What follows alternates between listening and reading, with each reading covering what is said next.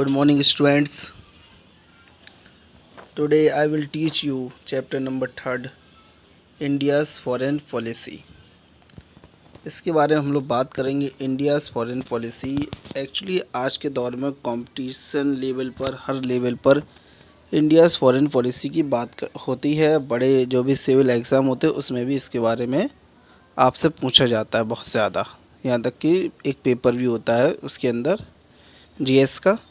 तो हम लोग बात करेंगे इसमें। पहला टॉपिक जो है हम लोग we will discuss about policy of non alignment. पहले मैं इसके बारे में थोड़ा सा डिस्कस कर लेता हूँ कि non align movement, what is non align movement. Actually में जब हमारा देश आज़ाद हुआ तो ज़्यादातर सभी और भी कंट्रीज़ थे, बहुत सारे कंट्रीज़ वर्ल्ड में, वो या तो वो यूएसएसआर के साथ जाते थे या यूनाइटेड स्टेट के साथ जाते थे। बट इंडिया ने ऐसा नहीं किया। उसने एक अलग पॉलिसी रखी कि हम किसी के साथ जो है डायरेक्टली जो है इन्वॉल्व नहीं रहेंगे, परमानेंट किसी के सपोर्ट में नहीं रहेंगे। और उसी टाइम पर पाकिस्तान ने अमेरिका के साथ वो गया। तो ये भी वजह थी। इंडिया इस वजह से भी नहीं उसने अपनाई। ना इंडिया ने अमेरिका का कम्प्लीटली विरोध किया, ना ही सपोर्ट किया। अच्छा, उस समय जो भी टाइम था, बहुत सारे जो भी जनसंघ पार्टी थी उस समय, ऐसे जो भी ग्रुप्स थे वो चाहते थे कि अमेरिका का सपोर्ट करना चाहिए। बट पंडित जवाहरलाल नेहरू ने ऐसा नहीं किया। उन्होंने इसका डिस्कस चल रहा था, आवाज़ें उठ रही थी कि एशिया को यूनाइट किया जाए, डीकोलोनाइज्ड किया जाए। तो उसी समय जो है 1955 में इसका जो है बात रखी गई, इंडोनेशिया में डिस्कस हुआ। और 1961 में बेलग्रेड यूगोस्लाविया में इसको सेटअप कर दिया गया, इसको बना दिया गया, एक ऑर्गेनाइजेशन, एक ग्रुप बना दिया गया। प्रेजेंट टाइम में स्टार्टिंग में इसके 5 फाउंडिंग फादर्स थे। जैसे कि इनके फाउंडिंग फादर में थे Joseph Broz Tito, president of Yugoslavia. ठीक है, आपके एक ये थे गामिल गामिल अब्दुल नासिर थे, इजिप्ट के। सुकर्मा थे first president of Indonesia. And Ghana के थे ख्वाम न्यूकोरमा। और ये 4 हो गए घाना के। उससे ये अलग अलग 4 ये थे। और जिसमें हम लोग बात करेंगे पंडित जवाहरलाल नेहरू की। इस टॉपिक में उनके बारे में बहुत कुछ दिया गया है, किस तरीके से हमारे देश ने और पंडित जवाहरलाल नेहरू ने किस तरीके से फॉरेन पॉलिसी को सेटअप किया। तो पंडित जवाहरलाल नेहरू के बारे में भी आप जो है थोड़ा बहुत जानते हैं। He was born on 9 November 1889 and he was passed away 27 मई 1964। ये उनका ड्यूरेशन रहा 89 टू 1964 तक। और 1947 से 1964 तक वो प्रेसिडेंट भी रहे। तो इस तरीके से ये हल्का सा इसके अंदर अभी जो है आपके 120 डेवलपिंग कंट्रीज है। वो डेवलपिंग कंट्रीज़ का मतलब जो डेवलपिंग कर रहे हैं, जो अभी डेवलप्ड नहीं हुए हैं, जो यूनाइटेड स्टेट जितनी उनकी इकनॉमी नहीं हुई है, या रशिया जितनी इकनॉमी नहीं है, चाइना जितनी इकनॉमी नहीं है, इस तरीके से छोटे छोटे कंट्री, पाकिस्तान, अफ़गानिस्तान, बांग्लादेश, एशिया के बहुत सारे कंट्रीज़ हैं जो डेवलपिंग हैं। तो 120 मेंबर बनाए और आवाज़ उठाई इस बात की कि एशिया के ऊपर बड़ा फोकस किया। एशिया की आज़ादी की आवाज़ उठाई, इंडोनेशिया की आज़ादी की आवाज़ उठाई। इंडोनेशिया भी उसी टाइम आज़ाद हुआ 1950 के अराउंड में। तो ये थोड़ा सा था फर्स्ट। अब हम लोग बात करेंगे, टॉपिक पे आते हैं हम लोग, पॉलिसी ऑफ नॉन अलाइनमेंट। तो जैसे इंडियन जो नेशनल मूवमेंट जो हमारे चल रहे थे, a part of the world wide struggle against colonialism and imperialism. हम लोग जो हैं बहुत, जब गांधी जी 1915 में आए, उसी बात से इसके ख़िलाफ़ में स्ट्रगल चलने लगे। कॉलोनाइजेशन, कॉलोनाइलिज्म एंड इम्पीरियलिज्म के अगेंस्ट में। इम्पीरियलिज्म का मतलब होता है किसी भी अपने मतलब क्षेत्र को बढ़ाना। जैसे कि चाइना कोशिश कर रहा है और उसने कोशिश की है और ज़मीनों को कब्ज़ा करता रहा है।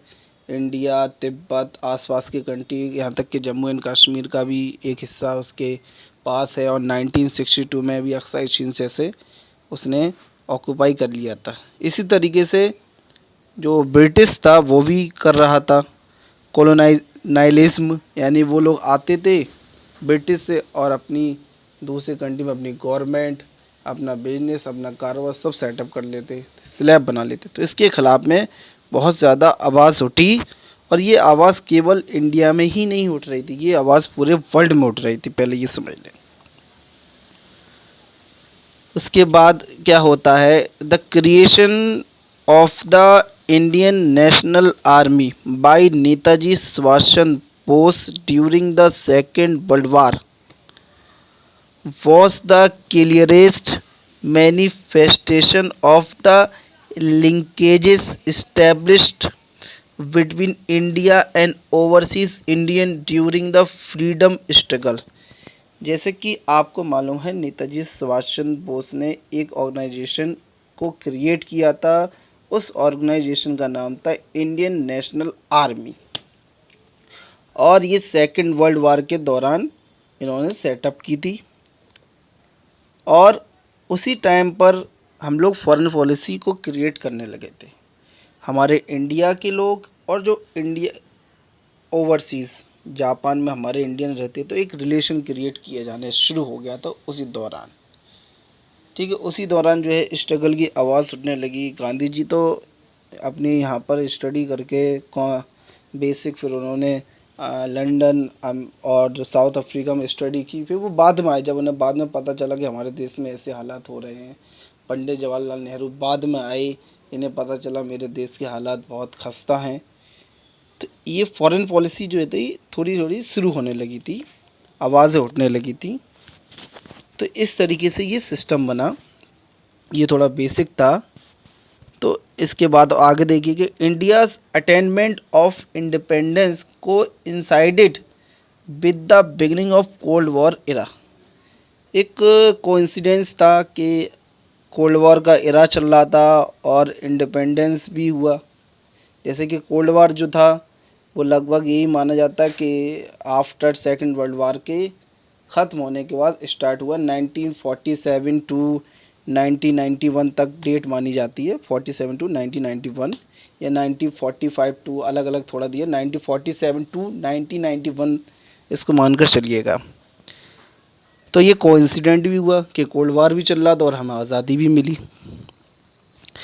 The period was marked by the political, economic and military confrontation at the global level between the United State and the USSR. उस समय, उस पीरियड में बहुत सारे कन्फ्रंटेशन चल रहे थे, पॉलिटिकल लेवल पर, इकोनॉमिक डेवलपमेंट पर, मिलिट्री लेवल पर confrontation at the global level, बड़े लेवल पे। जैसे कि 1961 में क्यूबन मिसाइल क्राइसिस हुई और इकनॉमी के तौर पर दोनों लोग अपने आप को स्ट्रॉन्ग बना रहे थे। तो ये एक तरीके से बहुत बड़ा कंपटीशन चल रहा था। कंपटीशन साथ साथ कोल्ड वॉर भी चल रहा था। उसी समय, उसी दौरान 1945 में हमारा देश जब आज़ाद हुआ, उससे कुछ साल पहले, 2 साल पहले, 1945 में 24 अक्टूबर 1945 में यूनाइटेड नेशंस बना। यूनाइटेड नेशन का हेडक्वार्टर जो है सैन फ्रांसिस्को यूनाइटेड स्टेट्स में है। उसी टाइम पर, उसी ड्यूरेशन में creation of the nuclear weapon बनना शुरू हो गए। इमरजेंस ऑफ कम्युनिस्ट चाइना भी जो था उसका भी इमरजेंस हो गया। माओ जेडोंग इसका जो था लीडर बन गया 1949 में चाइना में। The beginning of the decolonisation भी शुरू होने लगा था बड़ी तेज़ी के साथ। डीकोलोनाइजेशन का मतलब ब्रिटिश था वो अब छोड़ कर जा रहा था, बहुत सारे देश आज़ाद हो रहे थे, डीकोलोनाइज्ड हो रहे थे, ठीक है, ये सारी चीज़ें हो रही थी। अब इस बीच या तो इंडिया इंडिया जो था वो यूएस के साथ जा सकता था या फिर द यूएसएसआर के साथ जा सकता था। तो इंडिया ने ऐसा नहीं किया, वो किसी के साथ जो है डायरेक्टली नहीं इन्वॉल्व हुई। तो इंडिया ने अपना इंटरेस्ट देखा, अपना फ़ायदा देखा। हमें उस समय जो था हमारी इकनॉमी बहुत जो थी, जीडीपी वगैरह बहुत कमज़ोर थी और बहुत ही हमारी पर कैपिटा इनकम थी। जब ब्रिटिश इंडिया था उस समय तो बहुत अच्छा था, मतलब एक अच्छी इकनॉमी थी। लेकिन जैसे ही ये टूटा, ब्रेक हुआ, पॉलिटिकल डिसएबिलिटी हुई, ये सब चीज़ छिन भिन हो गई थी। मशीनरी सिस्टम सारा, एडमिनिस्ट्रेटिव सिस्टम बर्बाद हो गया था, कमज़ोर हो गया था।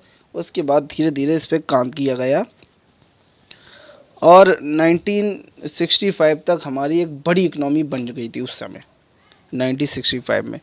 तो इसमें इंडिया ने अपना इंटरेस्ट देखा। तो ओवरऑल ये बात समझ में आई कि किस तरीके से ये हमारा रोल रहा और बाकी में बहुत ज़्यादा इसमें हमने बहुत ही दिमाग से काम लिया। आज इंडिया एक टॉप 5 में आर्मी में भी है, एक बड़ी इकनॉमी है, ठीक है। और okay, thank you, have a nice day.